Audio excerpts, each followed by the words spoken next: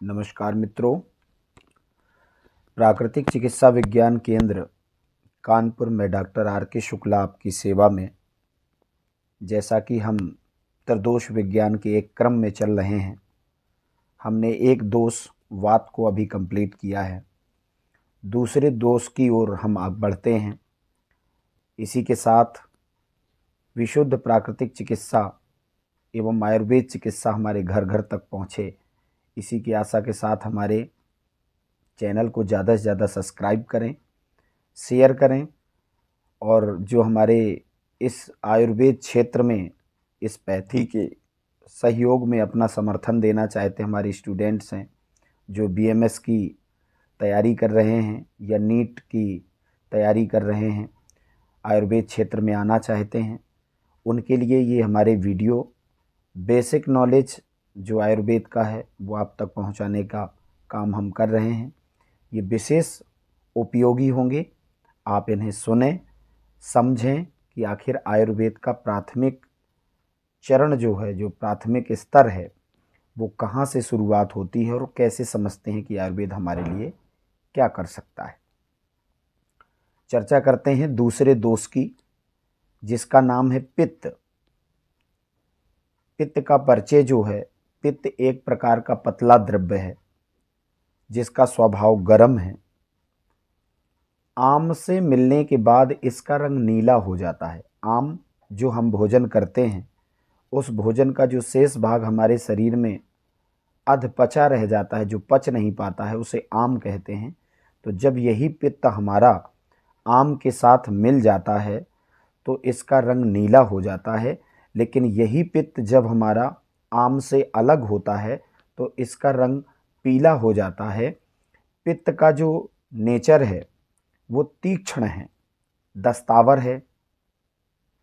आपने देखा होगा गर्मियों के दिनों में अधिक दस्त की प्रॉब्लम आ जाती है, लैट्रिन की प्रॉब्लम आ जाती है, चाहे बड़ों में हो, बूढ़ों में हो, बुजुर्गों में हो, किसी में हो।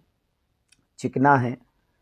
पाचन के समय इसका जो स्वाद है वो खट्टा हो जाता है। पाचन के समय पित्त का जो स्वाद है खट्टा हो जाता है। तो बेसिक जो इसका स्वभाव था वो इस प्रकार था। जिस प्रकार से वायु हमने अभी पढ़ी है, वायु को समझा है कि वायु के 5 भाग होते हैं, 5 प्रकार की होती है और शरीर में 5 अलग अलग जगह रह करके शरीर को धारण करती है, शरीर पे अपना काम करती है। उसी प्रकार पित्त भी 5 प्रकार का है। पाचक पित्त, रंजक पित्त, साधक पित्त, आलोचक पित्त और भ्राजक पित्त। ये 5 प्रकार का पित्त आयुर्वेद में हमारे ऋषियों के द्वारा कहा गया है। पाचक पित्त जो है वो हमारे आमाशय में, पक्वाशय में निवास करता है। रंजक पित्त जो है वो यकृत और स्प्लिन, यानी कि यकृत और प्लीहा में, लीवर और स्प्लिन में निवास करता है। साधक पित्त जो है हमारे हृदय में निवास करता है, जो हमारे मानसिक क्रियाकलापों में अपना योगदान समर्पित करता है। आलोचक पित्त जो है वो हमारे नेत्रों में, आलोचक पित्त का जो स्थान है वो हमारे नेत्रों में बताया गया है। भ्राजक पित्त जो है वो पूरी त्वचा में, हमारी पूरी स्किन में निवास करता है और अपना काम करता है। अब देखते हैं कि आखिर ये पांचों करते क्या हैं, इनका विशेष काम क्या है। तो जो पाचक पित्त है, हम 6 रसों का सेवन करते हैं, खट्टा, मीठा, तीखा, चरपरा, नमकीन। इन रसों का जो सेवन करते हैं, इन रसों का समुचित पाचन करवाना, रस को अलग करना, मल मूत्र को अलग करना, ये सारे के सारे काम हमारे पाचक पित्त के हैं। रंजक पित्त हमारे शरीर में रस से रक्त बनाने का काम करता है, जो लीवर और स्प्लिन 2 के माध्यम से कर पाता है। इसका काम मुख्य जो है वो रक्त बनाना है। साधक पित्त जो हमारे हृदय में रहता है, जो हमारे मानसिक क्रियाकलापों पर नियंत्रण रखता है, मानसिक क्रियाकलापों को बलवान बनाता है, स्मरण शक्ति को बढ़ाना, हमारी किसी भी चीज़ की जो निर्णय लेने की कंडीशन है उस पे आपको सबल बनाना, वीरता के, शूरवीरता के भाव उत्पन्न करना, शरीर में एक उत्तेजना लाना, शरीर की गर्मी को बरकरार रखना, ये हमारे साधक पित्त का काम होता है। ये हमारे हृदय को धारण करता है, और जो हृदय को धारण करता है इसका तात्पर्य है वो हमारे जीवन के लिए परम उपयोगी है। आलोचक पित्त हमारे नेत्रों में निवास करता है, जो देखने का काम करता है। हम छोटी से बड़ी सी हर प्रकार की चीज़ों को देखते हैं संसार में, तो ये सारे के सारे काम हमारा आलोचक पित्त करता है। नाम से ही समझ में आ रहा है, आलोचक यानी कि नेत्रों की ओर इशारा कर रहा है। जो हमारा भ्राजक पित्त है, ये हमारी संपूर्ण चमड़ी में निवास करता है और हमारे शरीर से रोम छिद्रों को साफ करना एवं चमड़ी की ऊष्मा को बना करके रखना, चेहरे की चमक, स्किन की चमक को, चमड़े की चमक को बनाए रखना, ये सारे के सारे काम हमारे भ्राजक पित्त के हैं। भ्राजक पित्त हमारे लिए परम उपयोगी है। कोई व्यक्ति बड़ा सुंदर दिखता था, लेकिन 4 6 8 10 दिन से वो अचानक से बड़ा डल है, चेहरा मुरझाया है। इसका तात्पर्य है कि उसके शरीर में पित्त बढ़ गया है। जो पित्त कोप के पहचान है, पित्त कुपित हो गया है, इसकी जो पहचान है वो लक्षणों के माध्यम से है। तो पित्त का जो स्वभाव है, सबसे पहला जलन, ऊष्मा, उष्णता, गर्मी का आभास होना, खट्टी डकारें आना, अधिक गर्मी लगना, अधिक पसीना आना, अधिक प्यास लगना, कांख के नीचे फोड़े फुंसियाँ निकलना, ये पित्तकोप के लक्षण माने जाते हैं। चमड़ी का लाल होना, लाल लाल चकत्ते होना, छोटे छोटे लाल लाल दाने निकलना, मुंह में छाले निकलना, ये सारे के सारे काम हमारे पित्तकोप के हैं।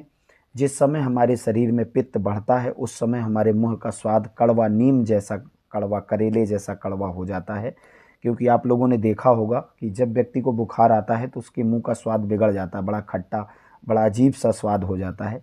तो ये पित्तकोप का लक्षण माना जाता है।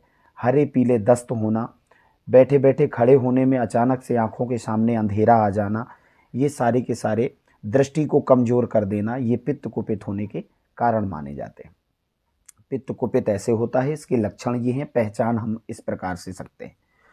पित्तकोप का जो अपराध माना जाता है कि पित्तकोप क्यों हो रहा है, पित्त कुपित क्यों हो रहा है, तो इसमें ये है, बिल्कुल सरल है। उसके आधार पर हम चलते हैं और समझ लेते हैं कि ये जो लक्षण थे, लक्षणों से ही मिलते जुलते कोप के कारण हैं। जैसे बहुत अधिक गर्म चीज़ों का सेवन करना, रूखे आहार का सेवन करना, खट्टे, चटपटे, नमकीन आदि प्रकार के भोजनों का सेवन करना, मदिरा का सेवन करना, गर्म ऋतु में गर्म चीज़ों का सेवन करना, क्रोध करना, ग्रीष्म ऋतु में संभोग आदि क्रियाएं करना, वीर का क्षय करना, भोजन के तुरंत बाद परिश्रम करने लगना, कुल्थी है, सरसों का साग है, अरहर की दाल है, सहजन है, मांस, मदिरा, मछली का सेवन है, अचार का अत्यधिक सेवन है, सिरके का सेवन है। वर्षा काल में रात्रि जागरण पित्तकोप का विशेष लक्षण बताया गया है। आप समझ गए होंगे कि वर्षा काल में जो भी व्यक्ति रात्रि जागरण करता है और खट्टे मीठे तीखे चरपरे उल्टे सीधे खान पान में बना रहता है तो उसके शरीर में पित्त कुपित हो जाता है। और यही कुपित पित्त शरद ऋतु में हमारे शरीर में रोग का कारण माना जाता है। शरद ऋतु के जो शुभारंभ है वो दशहरे के पर्व, नवरात्रि के पर्व से स्टार्ट हो जाता है, यानी कुंवार का महीना जो होता है वो हमारे लिए ज़्यादा हानिकारक होता है। और समाज में उस समय बुखार से हमारा पूरा समाज प्रताड़ित हो जाता है। तो ये पित्तज बुखार होता है, पित्त कुपित होता है। और जैसे हम पित्त का समन करते हैं तो हम पित्त के रोगों से जीत जाते हैं। कहने का तात्पर्य हमारा यही था कि शरद ऋतु में यह पित्त अत्यधिक कुपित होता है जो जीवन तक को भी नष्ट कर सकता है। प्लाज्मा का क्षय, रक्त का क्षय करना, चेहरे की कांति चले जाना, हेयर फॉल बढ़ जाना, बालों का सफ़ेद होना, स्किन में जलन होना, पेशाब में जलन होना, मुंह में छाले हो जाना, ये सारे के सारे काम पित्त कुपित होने के हैं जो शरद ऋतु में अपना उपद्रव उत्पन्न करके हमारे समाज को प्रताड़ित करते हैं। तो अगर हम पित्त के नेचर को समझ जाएंगे तो नेचर को समझते हुए ये कब एकत्रित होता है, वर्षा काल में। पित्त का संग्रह जो है वो वर्षा काल में, ग्रीष्म काल का अंतिम समय और वर्षा काल का पूरा समय पित्त को संग्रहित करने का काम करता है। यही संग्रहित कफ शरद ऋतु में हमारे शरीर में ऐसी ऐसी बीमारियों को जन्म देता है जिनको समझ पाना कठिन होता है। आपने प्लेट काउंट वाली प्रॉब्लम देखी होगी जो वर्षा काल के ख़त्म होते ही तत्काल शुरू हो जाती है। तो प्लेट काउंट को समझिए कि प्लाज्मा का क्षय होता है। तो जब शरीर में अत्यधिक ऊष्मा बढ़ जाएगी, हाइपोथैलेमस जो हमारे शरीर की गर्मी को नियंत्रित करती है, तो वो अपना काम नहीं कर पाएगी। 103 डिग्री 104 डिग्री बुखार आ रहा है, पेट साफ नहीं हो रहा है, मुंह में छाले हो गए हैं, मुंह का स्वाद बिगड़ गया है, भोजन की इच्छा नहीं हो रही है, नींद नहीं आ रही है, ये सारे के सारे लक्षण पित्त कुपित होने के हैं। इसी तरीके से आप हमारी इस चैनल के माध्यम से हमसे जुड़े रहें। अपनी समस्याएं हमें कमेंट और फ़ोन नंबर के माध्यम से आप हमें शेयर करते रहें। आपकी सेवा में विशुद्ध प्राकृतिक चिकित्सा विज्ञान केंद्र सदैव तत्पर रहेगा। मैं डॉक्टर R.K. शुक्ला आपसे आशा करता हूं कि मेरे इस चैनल को ज़्यादा से ज़्यादा सब्सक्राइब करेंगे और बृहद ज्ञान जो हमारे ऋषियों ने हमें धरोहर के रूप में दिया है, उसे हम जन जन तक पहुँचाएँ। इस काम में हमारा सहयोग करेंगे। जय श्री राम।